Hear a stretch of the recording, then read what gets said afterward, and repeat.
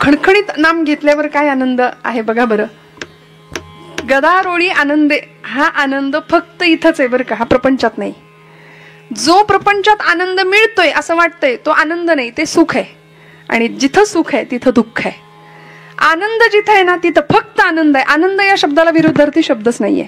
असेल तर मला नंतर सांगा, उद्या संध्याकाळी सांगितला तरी चालेल, भेटला तर बघा डिक्शनरी शोधा. आनंद या शब्दाला विरुद्धार्थी शब्दच नाहीये मराठी भाषेत. सुख या शब्दाला अर्थ आहे दुःख, विरुद्धार्थी. त्यामुळे संसारामध्ये सुख आणि दुःख चालूच राहतं. पण परमार्थातला आनंद, निखळ परमानंद की जो संतांनी अनुभवला, तो तुम्हाला मला मिळावा ही अपेक्षा, ही त्यांची धारणा. म्हणून कीर्तनाला यायचं. कीर्तन चांग होय अंग हरिरूप. आम्हाला बरीच मंडळी विचारतात बरं का. मी तुम्हाला जाता जाता असंच सांगते, मला माहितीये घड्याळ आपल्याला सांभाळायचंय पुढे फार, पण अगदी 12 वाजून उपयोग नाही ना. कीर्तनाचे नाही वाजणार घड्याळातले म्हटलं.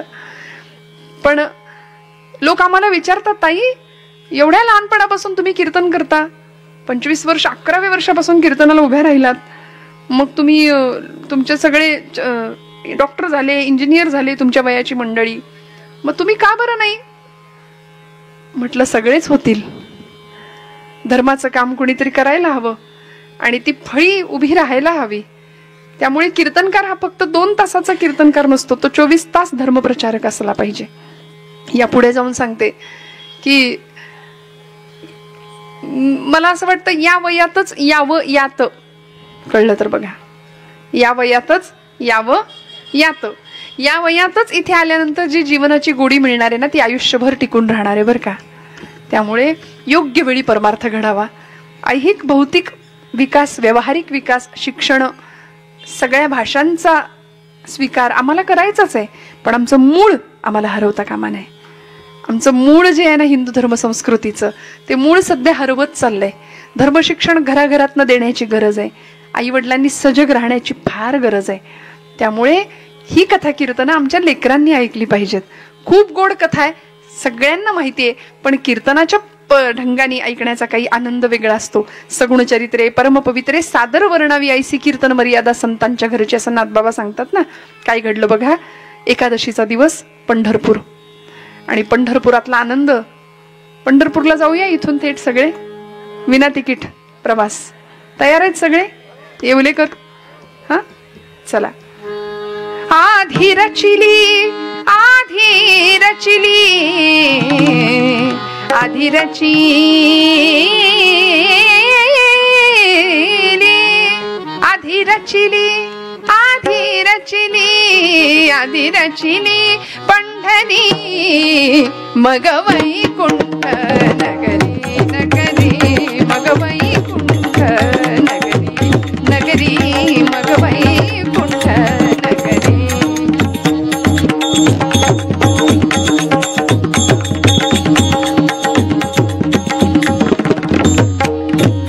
जेव्हा नभते चराचर जेव्हा नभते चराचर तेव्हा होते पंढरपूर तेव्हा होते पंढरपूर तेव्हा होते पंढरपूर तेव्हा होते पंढरपूर मग वैकुंठ नगरी मग वैकुंठ नगरी नगरी मग वैकुंठ नगरी. आणि अशा पंढरपुरामध्ये एकादशीची ही गर्दी जमली आहे बर का. आषाढीचा दिवस, प्रचंड गर्दी आहे पंढरपूरमध्ये. आणि 2 कंपार्टमेंट आहेत. मराठी भाषेत बोलल्याशिवाय कळत नाही. आपली हीच मराठी ना, मध्ये मध्ये मध्ये मध्ये असे इंग्लिश शब्द येतात. 2 वेगळ्या खोल्या आहेत ना. कुणाच्या? पांडुरंग परमात्मा. एका गाभाऱ्यात आहेत का 2 जण? नाही ना. आई रुक्मिणी आई साहेबांचं तिकडे आहे दालन. आणि हळूच आई रुक्मिणीने पांडुरंग परमात्म्यांना विचारावं, का हो एवढे सगळे लोक तुम्हाला भेटायला, तुमच्या दर्शनाकरता मैलून मैल पायपीट करून येतात, सगळ्यांना वैकुंठ मिळणार का? असं कोण विचारतंय?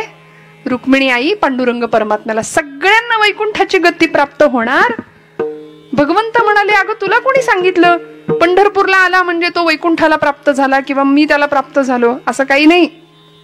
मग एवढी सगळी मंडळी येत आहेत. आता यात्रेमध्ये सगळेच असतात, हौशे गौशे आणि सगळे असतात, सगळ्या प्रकारची मंडळी असतात. गळ्यामध्ये माळ असते, पण माळेसारखं वर्तन असेलच असं काही सांगता येत नाही. किंबहुना मोठ्या मोठ्या टपोऱ्या माळा घालणाऱ्याच माणसांचा फार संशय येतो मला तर कधी कधी. त्यामुळे असं वर्तन असेल असं काही सांगता येत नाही.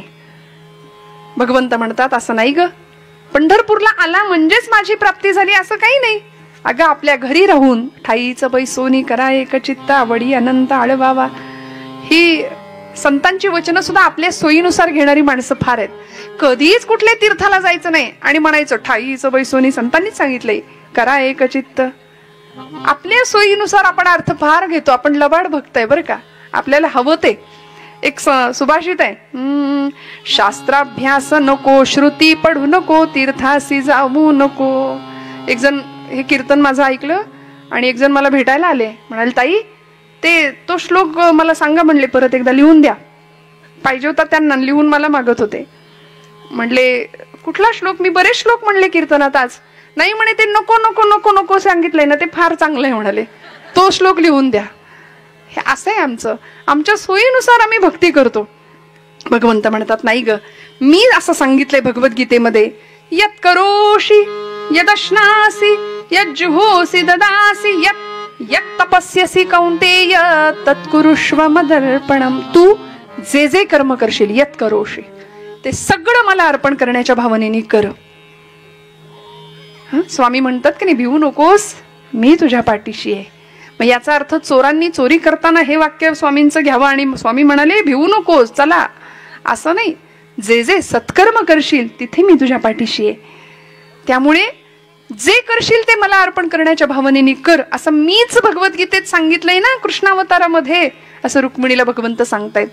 तरी सुद्धा देवा, असा कोणी एखादा भक्त आहे का हो की जो घरी राहून तुमची पूजा करतोय, आराधना करतोय, पंढरपूरला कधी आला नाही? असा एकच काय, असंख्य भक्त आहेत. रुक्मिणी मला दाखवाल? चल म्हणाले, वेळ नको घालवायला, पटकन माघारी येऊ आपण, 10:30 वाजलेत, 11च्या आत माघारी येऊ. आणि मग पंढरपूर पासून जवळच असलेल्या एका गावामध्ये भगवंतांनी आई रुक्मिणीला नेलं बरं का. कुठे आले? अरण गावचा भक्त सावता,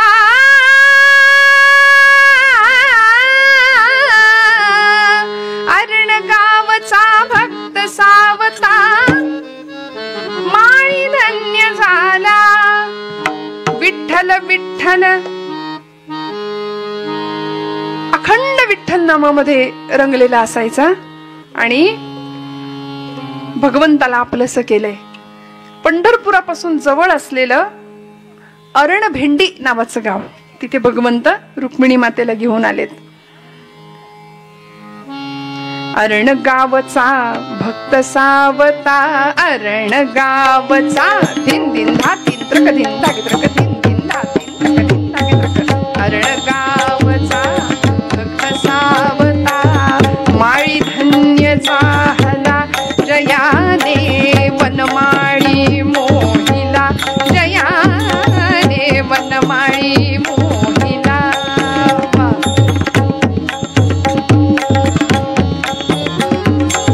विश्वी भरला विश्वंभर तो,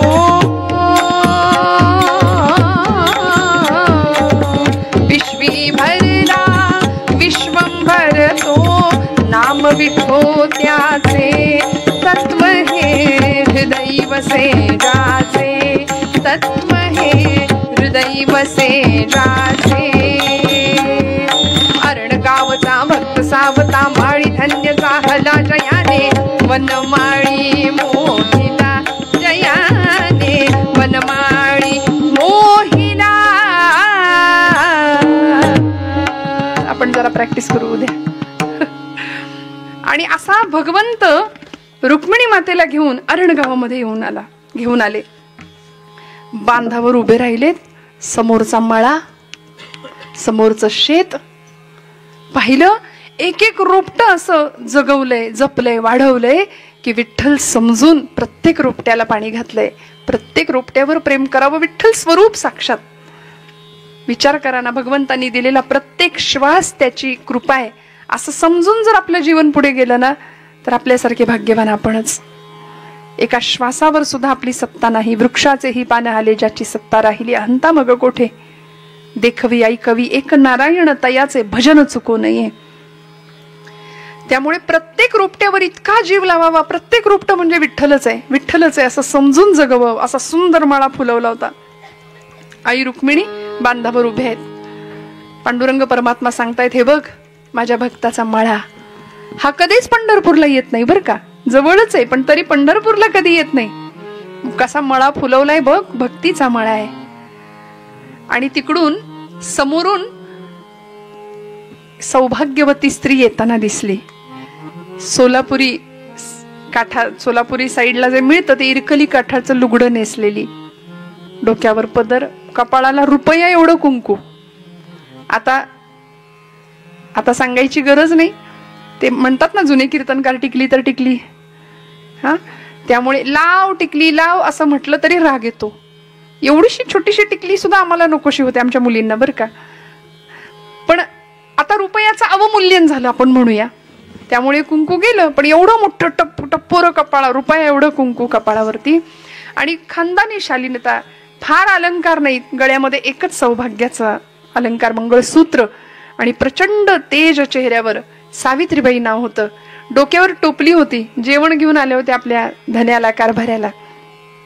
आणि येता येता येता समोरनं त्या सावित्रीबाई येताना दिसल्या. तसं पांडुरंग परमात्मा सांगतायत, ती बघ माझ्या सावतोबाची बायको. आणि काय संवाद होतोय दोघांमध्ये हे दोघं जण पाहतायत. सावित्रीबाई आल्या आणि सावतोबांना सांगितलं, धनी ऊन बरीच वर आलेत बरं का, बैलांना मोकळं करा, चारा घाला, पाणी द्या आणि चला बरं जेवायला बसा, भूक लागली असेल तुम्हाला. हे पूर्वी बरं का सगळं. आता या नाही तर बसा, आम्ही गिळून मोकळे आमच्या वेळेला.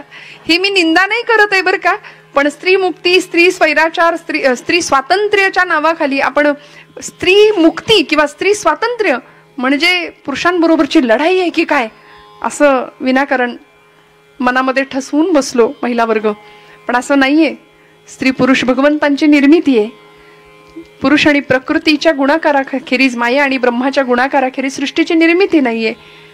त्यामुळे आदिशक्तीचा अंश आपल्या सगळ्यांमध्ये आहे. त्यामुळे स्त्री स्वातंत्र्य म्हणजे पुरुषांबरोबरची लढाई नाही, स्पर्धा नाही. आपण आपलं अस्तित्व टिकवावं, त्याकरता संघर्ष वाटेल तो करायची तयारी ठेवावी, त्यागाची तयारी ठेवावी. हा स्त्रीमुक्तीचा खरा अर्थ आहे.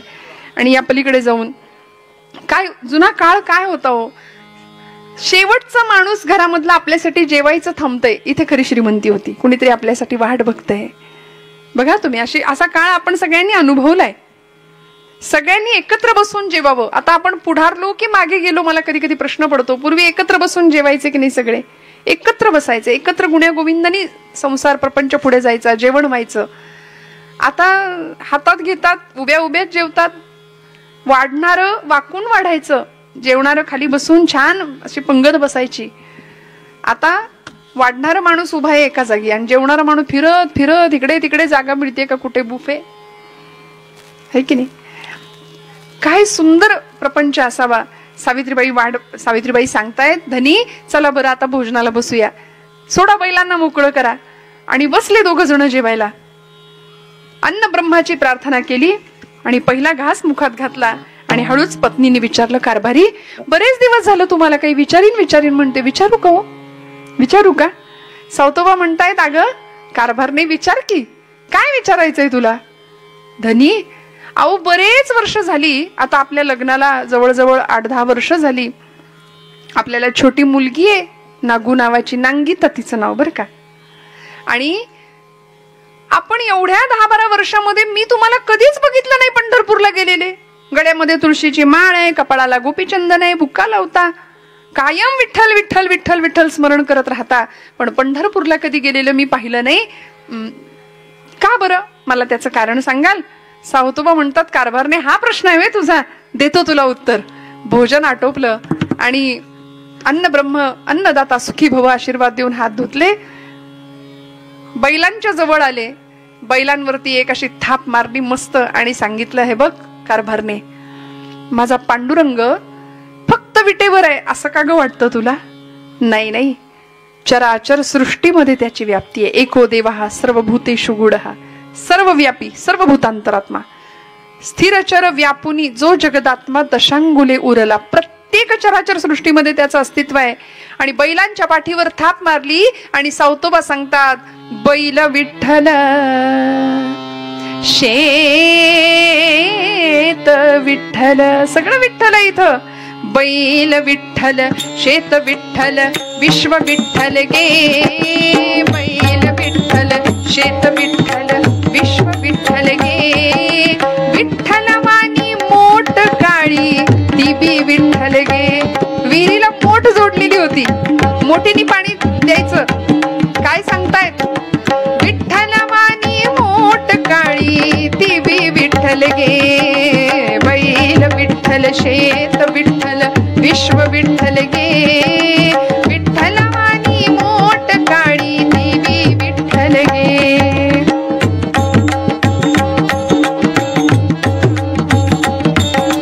पोपट राखू मोर मैना चिमणी विठ्ठल गे. चिमणी वाणी नागू माझी ती बी विठ्ठल गे. चिमणी वाणी नागू माझी ती बी विठ्ठल गे. बैल विठ्ठल शेत विठ्ठल विश्व विठ्ठल गे. विठ्ठल वाणी मोठ काळी ती बी विठ्ठल गे.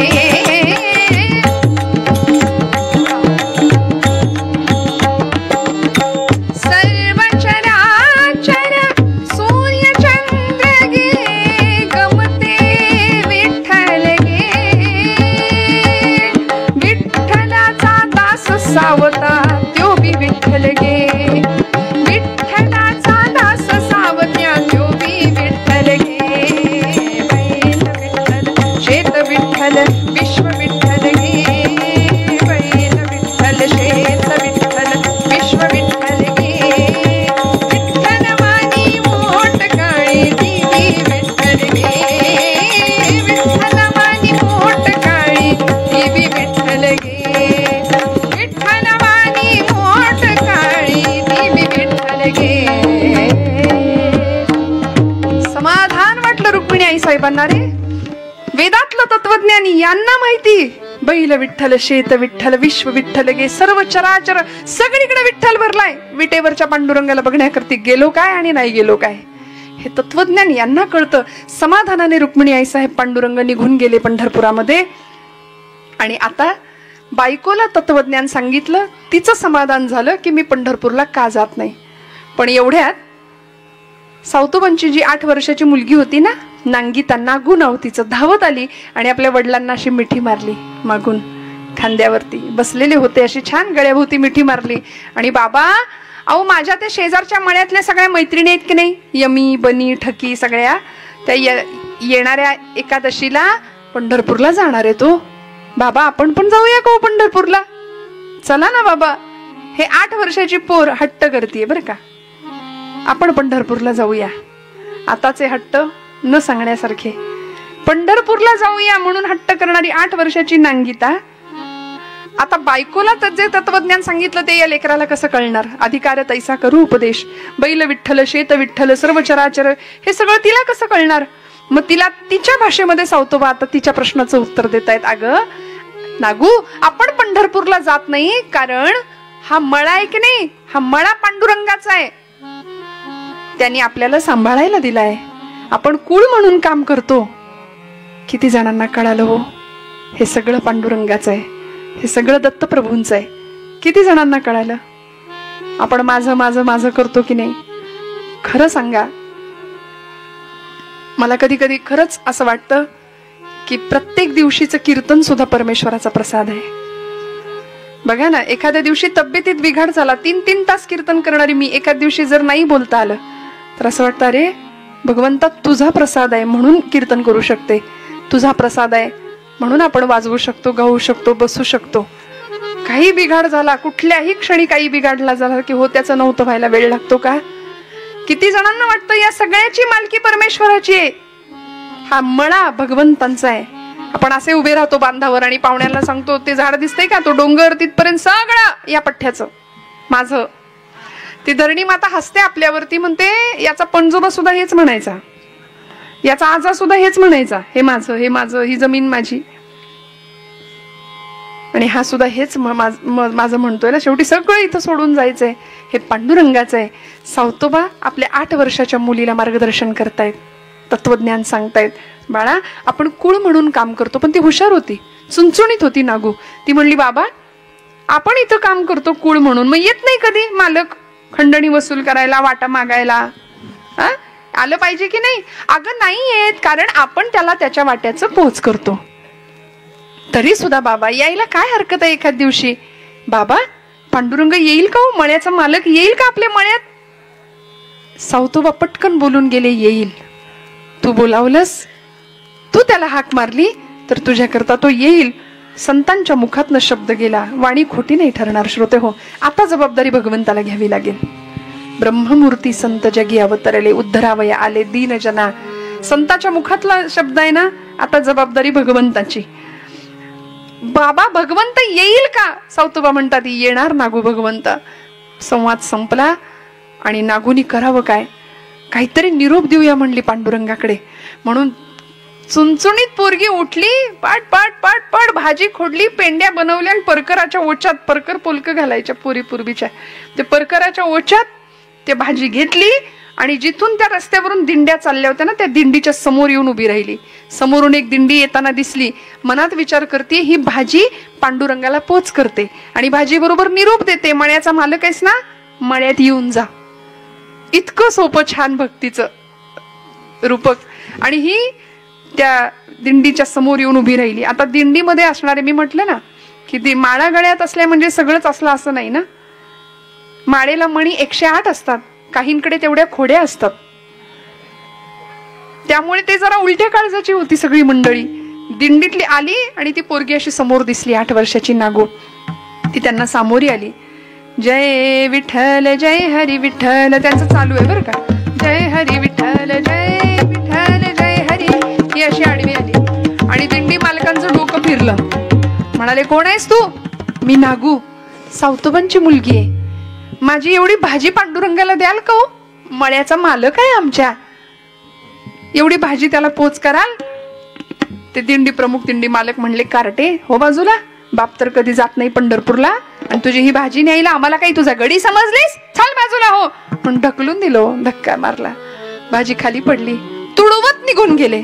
सावतोबा म्हणतात लेकरामध्ये देव दिसला नाही, विटेवर कसा दिसेल? निघून गेले. रडायला लागली, सगळी भाजी खराब झाली, पायदळी तुडवली.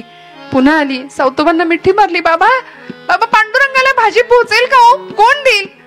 दुसरी भाजी गोळा केली आणि संकल्प केला, बाबा जोपर्यंत पांडुरंग म्हणजे मळ्याचा मालक मळ्यात येत नाही तोपर्यंत मी अन्न पाण्याचा घोट घेणार नाही, अन्नाचा कण नाही, पाण्याचा घोट घेणार नाही. 8 वर्षाची मुलगी संकल्प करते. आमच्याकडे संकल्प आम्ही फार करतो, पण ते संकल्प तेवढ्याच पुरतेच असतात, 1 जानेवारी पुरतेच, नाही का? पांडुरंग मळ्यात येईपर्यंत मी जेवणार नाही, अन्नाचा कण नाही, पाण्याचा घोट नाही घेणार. नवमीचा दिवस होता, दिवस संपला. दशमीचा दिवस उजाडला. पोरीच्या पोटात अन्नाचा कण नाही, चेहरा निस्तेज पडायला लागला, ग्लानी यायला लागली डोळ्यावर. 2-3 दिंडे अशाच निघून गेल्या, भाजी नेलीच नाही. आणि मग दशमी दिवशी संध्याकाळच्या वेळेला दिंडी येताना दिसली. म्हणाली आता तरी पांडुरंग यायला पाहिजे. सदृदय दयागण भगवंताला सहन नाही झालं. सावतोबा म्हणतात पांडुरंग परमात्म्या पोरीकडे बघवत नाहीये, माझ्या मुखातनं तू बोललायस येईल म्हणून पांडुरंग मळ्याचा मालक, तुला आलं पाहिजे. म्हणून सावतोबांनी गळ घालावी आणि दयागण भगवंतांना दया यावी. वीट सोडली हो देवानी. हिनी पटापट संध्याकाळच्या वेळेला भाजी खोडली, आपल्या परकराच्या ओच्यात भाजी घेतली आणि दिंडीच्या समोर येऊन उभी राहिली. आणि आताची दिंडी आगळी वेगळी होती. 10 दिशांचं तेज फाकलेलं बाजूनी, 4ही बाजूंनी 10 दिशांचे दिक्पाल होते गळ्यामध्ये टाळ घेऊन. आणि दिंडी प्रमुख म्हणून साक्षात पंढरीश पंडा परमात्मा, अनंत कोटी ब्रह्मांड नायक. जय विठ्ठल जय हरी विठ्ठल जय विठ्ठल जय हरी विठ्ठल जय विठ्ठल जय हरी विठ्ठल जय विठ्ठल जय हरी विठ्ठल जय विठ्ठल जय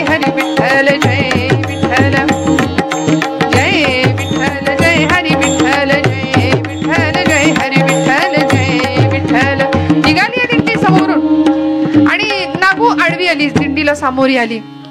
पांडुरंग परमात्मा त्या लेकीकडे पाहिलं, डोळे खोल गेले होते. अक्षरशः पोटात कण नाही हो अन्नाचा. 8 वर्षाची पोरगी. आणि हळूच, आधी दूध सुद्धा म्हणतात ना, जर भाजलं तर ताक सुद्धा माणूस फुंकून पितो, होय की नाही, दुधाने तोंड भाजलं तर. तिला अनुभव होते आधीचे, म्हणून हळूच सामोरी आली. अंदाज घेतला, वारकरी दादा पंढरपूरला निघालात का हो? पांडुरंग परमात्मा म्हणतात, हो बाळा. का ग, काही वस्तू द्यायची आहे का? तिला असं वाटलं किती दयाळू आहेत, स्वतःहून विचारलं काही न्यायचंय का म्हणून. तिने असा परकर पुढे केला, म्हणाले, हे बघा ही भाजी आहे, पांडुरंगाला द्यायची. न्याल का हो एवढी? आमच्या मळ्याचा मालक आहे तो, पण येत नाही हो कधी मळ्यात. माझे बाबा म्हणले तो येईल, एवढी त्याला भाजी पोच कराल का? आणि त्याला सांगा. स्वतः भगवंत तिचा भाव पाहिला आणि भाजी घेतली. आणि भगवंत थोडस पुढे निघून गेले बरं का, 2 पावलं. परत मागे आले, म्हणाले, बाळा काय म्हणालीस नाव तुझं? नागू. नागू, बरं. अगं नागू, वस्तू दिल्यानंतर काहीतरी निरोप द्यायचा असतो, मग काही निरोप नाही का तुझा? निरोप आहे म्हणली. किती दयाळू दिसता हो तुम्ही. नाहीतर ते वाघाचे वारकरी माझी भाजी पायदळीत उडवली. तुम्ही किती दयाळू दिसता, अगदी माझ्या पांडुरंगासारखे दिसता. भगवंत म्हणले, मेकअप चुकलंय की काय माझं? ओळखलं की काय हिनी? अगदी आमच्या पांडुरंगासारखे दयाळू दिसता म्हणाली. बर काय निरोप आहे सांग म्हणाले. निरोप एवढाच आहे की कधीतरी येत जा म्हणाव, मळ्याचा मालक आहेस ना, ये मळ्यात कधीतरी. आणि एकटा येऊ नको, रुक्मिणी आईला घेऊन ये. मी तिला काही काम नाही पडू देणार. वडिलांना सांगून एक छान छोटीशी झोपडी बांधायला सांगेन, रोज जाई जुईच्या फुलांचा गजरा करून देईन, पण आईला घेऊन ये म्हणून सांग. सांगाल का एवढा निरोप दादा? भगवंत म्हणाले, सांगतो म्हणून निघाले पुढे. आणि या लेखीला एवढा आनंद झाला, नाचायला लागली हो. मळ्याचा मालक येणार, पांडुरंग येणार. शेजारच्या पोरींना मैत्रिणींना सांगायला लागली, आता येईल, आता येईल, आता येईल आमुचा धनी, आता येईल आमुचा धनी, आता येईल, आता येईल, आता आता आता येईल, आता येईल आमुचा धनी. पंढरपूर सोडून शानी, पंढरपूर सोडून शानी, आता येईल. तो गरुडावरी बैसुनी, तो गरुडावरी बैसुनी, संगे घेऊन रुक्मिणी राणी, आता येईल आमुचा धनी, आता येईल आमुचा धनी. पंढरपूर सोडून मळ्याचा मालक येणार, पांडुरंग येणार म्हणून नाचायला लागली. एकादशीचा दिवस उजाडला. एकादशीचा दिवस उजाडला. पोटात अन्नाचा कण नव्हता. ग्लानी आली. सावतोबांनी उचलून घेतलं. नागू, नागू डोळे उघड बाळा, डोळे उघड. आला का पांडुरंग? आला का पांडुरंग? आली का रुक्मिणी आई? कुठाय बाबा, कुठाय? पुन्हा डोळे मिटावेत. सावतोबांनी तोंडावर पाणी मारावं. नागू, पाण्याचा तरी घोट घे, 2 घास खाऊन घे. अगं येईल पांडुरंग, येईल पांडुरंग. नाही नाही, पांडुरंग आल्याशिवाय मी जेवणार नाही, मी पाणी नाही पिणार. शेवटी सावतोबांनी पांडुरंगाची करुणा भाकावी. भगवंत आता बघा तुम्हीच काय ते. आणि इकडे पंढरपुरामध्ये ही गर्दी, सगळी संत मांदियाळी जमलीये. एकादशीचा दिवस, महान पर्व काळ. ज्ञानोबा, नामदेवादी अधिकारी मंडळी पंढरपुरात आहेत, दर्शन घेतायत. संत भार पंढरीत, संत भार पंढरीत.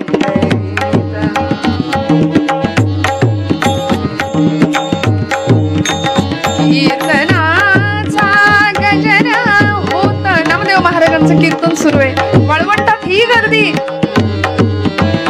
कीर्तनाचा, कीर्तनाचा, कीर्तनाचा, कीर्तनाचा, कीर्तनाचा गजर होत.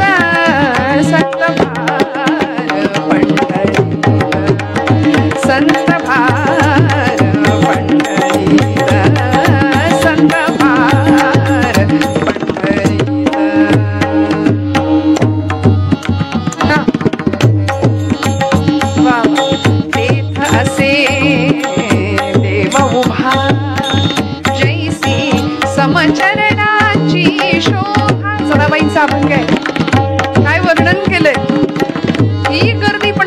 विठ्ठलामध्ये सगळेजण भगवंतांचं दर्शन घेतायत, निघतायत. कोणालाच कळेना भगवंत आहे की नाही विटेवर. भगवंतांनी वीट केव्हा सोडली आणि सावतोबांच्या हाकेला पंढरपूर सोडून भगवंत भक्ताकडे निघालाय. दिवाळ खोर नारायण तया बहुतांचे ऋण, तुकोबराय म्हणतात. अनेक भक्तांचं ऋण कर्ज देवावर वाढलं की देवाला असं करावं लागतं.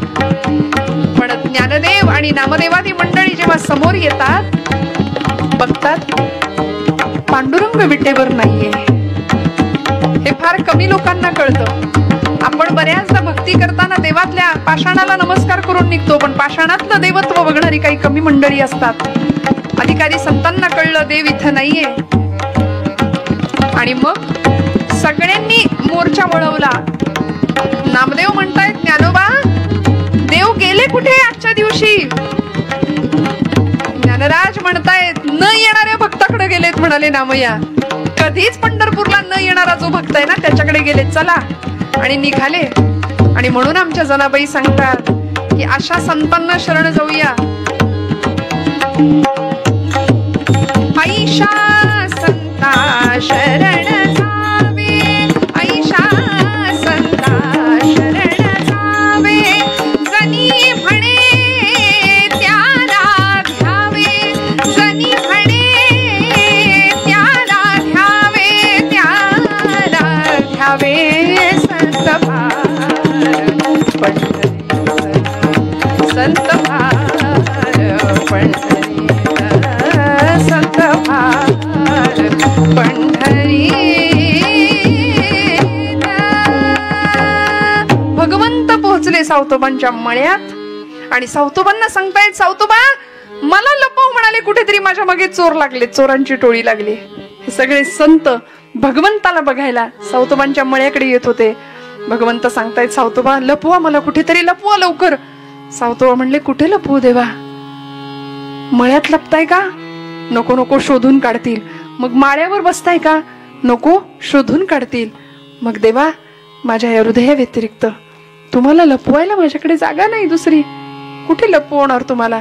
म्हणून सावतोबांनी एक विळा घेतला. कथा असं सांगते, पण त्यामागचा लक्षार्थ आपण समजून घ्यायचा. जो जनाबाईंनी कोडं सोडवले, सावतोबांनी सोडवले, हनुमंतरायांनी सुद्धा सोडवले. माझ्या हृदया व्यतिरिक्त भगवंता तुला बसायला जागा नाहीये दुसरी. म्हणून सावतोबांनी कथा अशी सांगते की विळा घेतला आणि छाती चिरली हृदय आणि म्हणाले, बसा इथे. आता आपण सुद्धा घरी गेल्यावर असं घ्यायचं धारधार मस्त. जमेल का हो? येईल का देव असा? हृदयामध्ये देवाला साठवायचं म्हणजे हृदय बंदीखाना केला, आता विठ्ठल कोंडीला. कसा कोंडला जाईल? सोहम शब्दे मारा केला. श्वास घेतानाचा सूर आणि सोडतानाचा सूर, प्रत्येक श्वासाला त्याला आठवायचं. इतकं आठवलं ना की पाय चौरंग होतात, हात बिल्वपत्र होतं, डोळे समया होतात आणि हृदय गाभारा होऊन जातो. भगवंत येतोच तिथे. तुका म्हणे, देह भरिला विठ्ठले, काम क्रोधे केले घर रीते. षड्विकारांनी भरलेलं घर हे जे आहे ना हृदय, ते रीत करावं लागेल, तेव्हा भगवंत तिथे येऊन बसेल. सावतोबांनी कोडं सोडवलं ते आणि भगवंत सावतोबांच्या हृदयात आहे हे सगळ्या संतांना कळालं. या प्रसंगात भगवंत नागूच्या जवळ आले, तिच्या तोंडात पाणी पाजलं तिला आणि सांगितलं, नागू हे बघ डोळे उघड, मी आलोय. किलकिले डोळे कडून बघितलं. म्हणली, देवा हा काय निरोप नीट पोहोचला नाही वाटतं. रुक्मिणी कुठे आहे? आईसाहेब कुठे आहेत? मी सांगितलं होतं रुक्मिणी आईला घेऊन या म्हणून. अगं कुठली रुक्मिणी कुठलं काय? म्हणाले, मला लपायचंय पहिल्यांदा, मला लपवा आता. ते सगळे आलेत माझ्या मागे आणि भगवंतांना लपवावं. नामदेव ज्ञानदेवादी अधिकारी मंडळी सावतोबांच्या मळ्यात येतात आणि पाहतात, सांगतात, सावतोबा सांगा आमचा देव कुठे आहे? देव विटेवर नाही. आजच्या दिवशी एकादशीचा दिवस आहे, पंढरपुरात पांडुरंग नाही. हे केवढं अकल्पित घडले. सांगा आमचा देव कुठे आहे, द्या आम्हाला. सावतोबा म्हणतायत, कुठे शोधाल पांडुरंगाला? चराचर सृष्टीमध्ये तो आहे. बैल विठ्ठल, शेत विठ्ठल, सर्व चराचर विठ्ठलांनी व्यापून उरले. नामदेव महाराजांनी इथे गंमत सांगतात या कथेमध्ये. नामदेव महाराज हळूच बघतायत, सावतोबा तुम्ही असाल भाजी फुलवणारे, मळा फुलवणारे, पण म्हणाले शिंपी कामातलं तुम्हाला नाही जमणार. शिवणकामातली चूक, कारण कथा असं सांगते की भगवंतांचा हिरवा शेला असा बाहेर राहिला होता शिवताना, आणि सावतोबांना नामदेव महाराज म्हणतायत की तो शेला तेवढा भगवंतांचा नीट घातला नाही आतमध्ये. शिवणकामातली चूक म्हणली माझ्या लक्षात येणार आहे, पण ही रूपक कथा, खरा अर्थ असा आहे की तो हिरवागार शेला भगवंतांचा म्हणजे सावतोबांचा हिरवागार मळा होता भक्तीचा फुलवलेला. भगवंत व्यापून उरलेला आहे सगळीकडे, ही प्रचिती आली. आणि सावतोबा सांगतायत भगवंता कशाला अंत पाहता, द्या सगळ्यांना दर्शन. आता आपल्याही घड्याळात 11 वाजले, कशाला थांबायचं, सगळ्यांना दर्शन द्या, कारण उद्या परत आपल्याला कीर्तनाची वेळ साधायची आहे. आणि नाही म्हणता म्हणता दत्तप्रभूंची अशी इच्छा आहे की एका दिवसात परत 2 सेवा व्हाव्यात. त्यामुळे उद्या वेगळ्या विषयावर, वेगळ्या चिंतनाचा विषय आणि वेगळी आख्यान कथा घेऊन आपण उद्या सकाळी परत उद्या संध्याकाळी आपण सगळे इथे उपस्थित राहणार आहोत, भेटणार आहोत. उद्याची वेळ फक्त दादा सगळ्यांना व्यवस्थित सांगा आणि त्या वेळेला आपण सगळे उपस्थित राहा. काय झालं 8 वाजता उद्या सकाळी, सकाळची पण 8:30. बर 8:30 सकाळी पण 8:30चीच वेळ आहे. आपण छान मस्त झोप घ्या आणि उद्या सकाळी पुन्हा टवटवीत फ्रेश मूडनी कीर्तनासाठी उपस्थित राहा. जेवढा आनंद घेता येईल तेवढा घेऊया. उद्या एक नवीन कथा सांगण्याचा प्रयत्न करते. भगवंत सगळ्यांना दर्शन देतायत. निराकार तो निर्गुण ईश्वर, कसा प्रगटला असा विटेवर, उभय ठेविले हात कटेवर, उभय ठेविले हात कटेवर, पुतळा चैतन्याचा कानडा राजा पंढरीचा, कानडा राजा पंढरीचा, कानडा राजा पंढरीचा. हा नाम्याची खीर चाखतो, चोखोबाची गुरे राखतो. हा नाम्याची खीर चाखतो, चोखोबाची गुरे राखतो. पुरंदराचा हा परमात्मा, पुरंदराचा हा परमात्मा, वाली दामाजीचा कानडा राजा पंढरीचा, कानडा राजा पंढरीचा, कानडा राजा पंढरीचा.